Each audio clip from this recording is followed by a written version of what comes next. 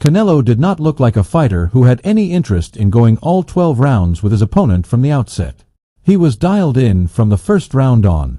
The first real highlight came in the third as the champion's constant pressure with his footwork opened up the opportunity for a lightning-quick left hand to find a home. Berlanga got a good taste of Alvarez's power point. One of the most dramatic moments of the bout actually came in the fifth round when things got a little chippy.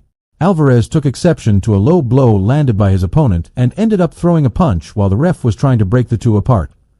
Every turn proved that Canelo was the technically superior fighter. He consistently beat his opponent to the punch or had answers for everything his opponent threw at him. Drama cropped up again in the eighth round as Alvarez looked for the knockout and landed a significant blow shortly after getting head-butted by his opponent. It wasn't all bad for the challenger. Several noted his willingness to stand and trade in the ring. It didn't allow him to make much headway in the bout, but spoke to his toughness. The bout continued a trend of one-sided performances for Canelo as he continues to look like a top fighter into his mid-30s. Alvarez maintained his twice-a-year fight schedule, pairing his unanimous decision victory over Jamie Munguia from May. In reality, it also continues a trend of Alvarez punching below his weight in terms of competition, and he was a massive favorite in this bout for a reason.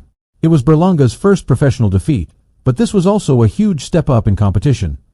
While Alvarez has battled some of the biggest names of his generation, Berlanga hadn't seen anyone as skilled or experienced as the champion.